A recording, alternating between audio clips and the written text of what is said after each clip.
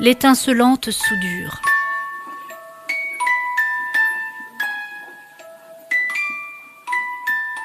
Je passais parfois mes vacances dans la maison du père de mon père, une bâtisse construite à la force du poignet.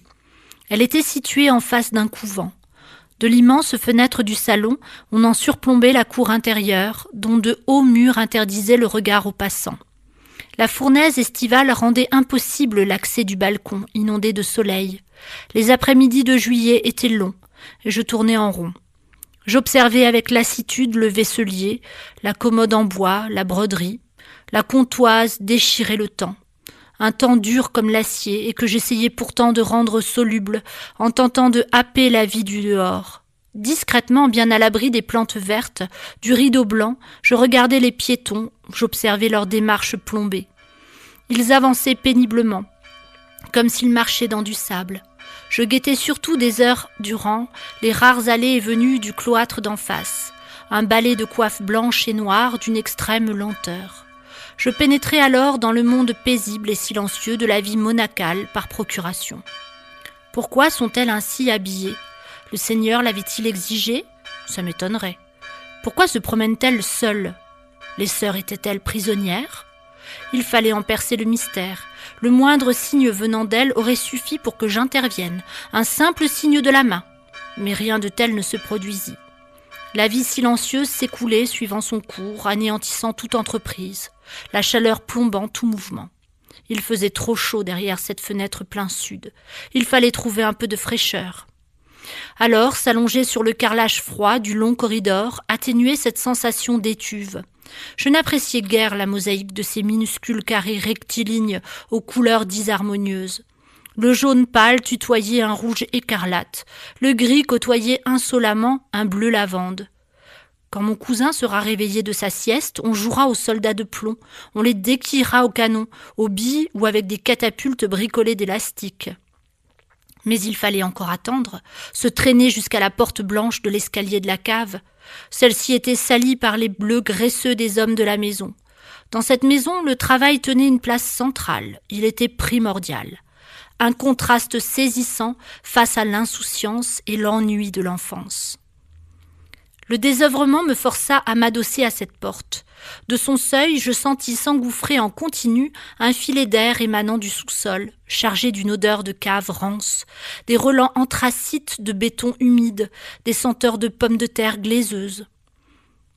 Dans mes insouciantes narines se mêlaient des effluves de buanderie, les émanations d'alcool emprisonné de l'alambic, l'odeur du savon de Marseille surchauffé. Ici, ça sent le schnapps de Mirabelle, de Quetch, de Poire Williams, ça sent le sureau et la confiture. Ça sent les pieds qui puent. En effet, le long de la descente d'escalier étaient disposées en rang d'oignons toutes les chaussures de la maison. Au bas du grand colimaçon de ciment se trouvait une pièce que je n'aimais pas. Ils osaient appeler ça la chambre d'amis. Tu parles, rien d'accueillant. L'humidité de la petite chambre s'était depuis longtemps déjà imprégnée dans les couvertures du grand lit bancal. Son couvre-lit rouge sang semblait satiné d'une rosée moite. Le casque à pointe de mon arrière-grand-père trônait sur le haut d'une étagère poussiéreuse. Dans l'armoire pendait la combinaison de plongée de mon oncle. On aurait dit le smoking d'un manchot. La seule note d'humour de cet endroit sinistre. Ici, pas d'issue possible, l'unique soupirail était barré par des tiges de fer torsadées.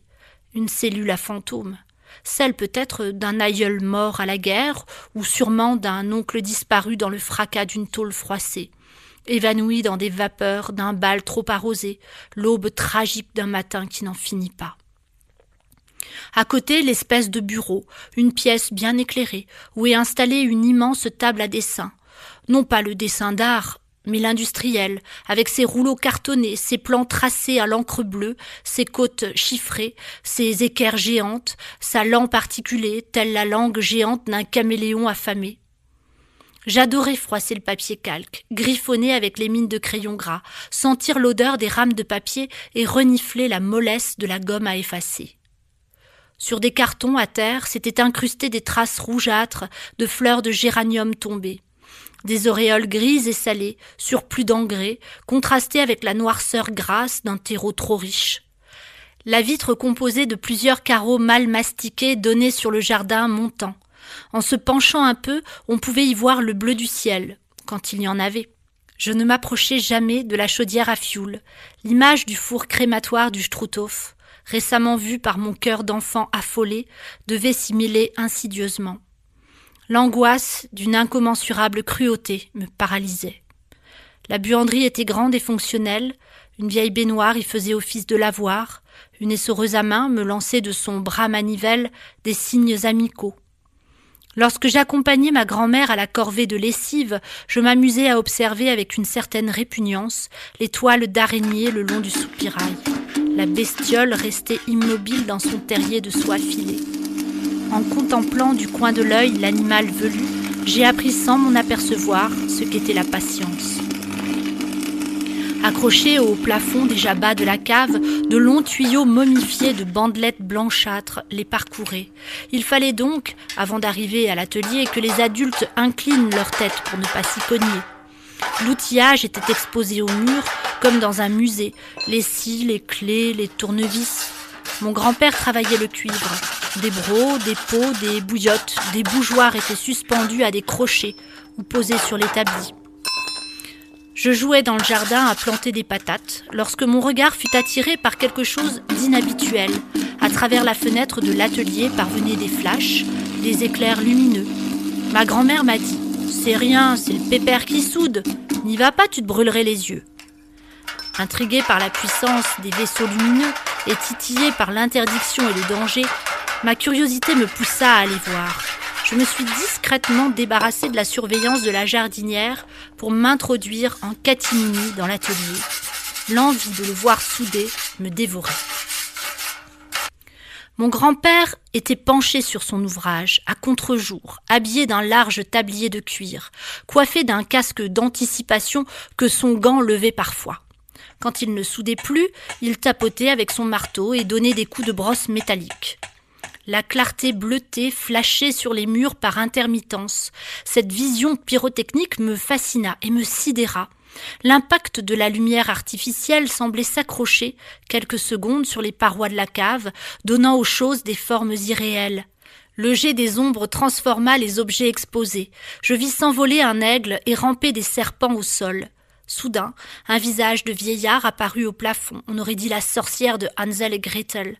Elle me fait des signes, m'appelle, frayeur fugitive. Je vacille presque, tant les couleurs électriques sont intenses. J'ai l'impression qu'elles me pénètrent. Le bleu gyrophare, le rouge soufre et l'indigo de la violence de l'éclair blanc. J'en suis littéralement irradiée. Les étincelles jaillissent de toutes parts, des gerbes d'étoiles filantes qui naissent et meurent dans un crépitement fulgurant. La beauté du spectacle me procure un vif plaisir visuel, une délicieuse douceur intérieure m'enlace. Cette sensation chaude et inconnue me submerge. Braver l'interdit a quelque chose de grisant. Tout mon corps me picote.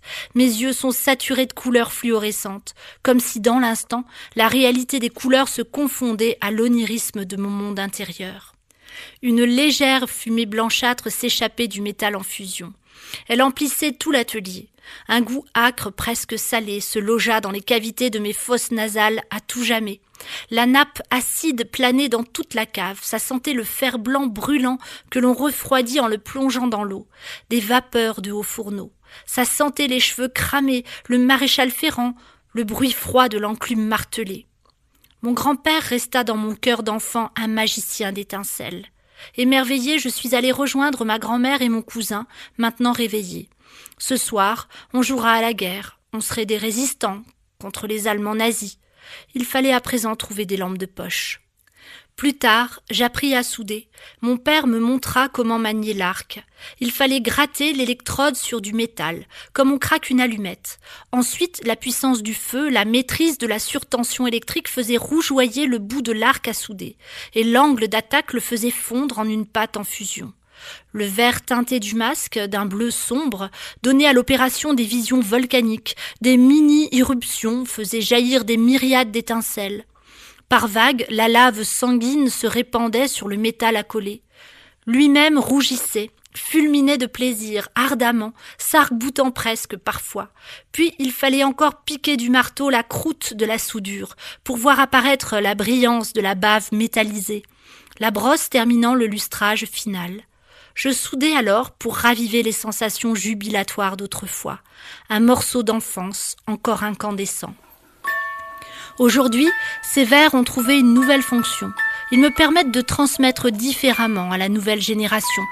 Pour des enfants, observer à travers leurs filtres bleutés la beauté d'une éclipse solaire et un spectacle rare et tout aussi poétique.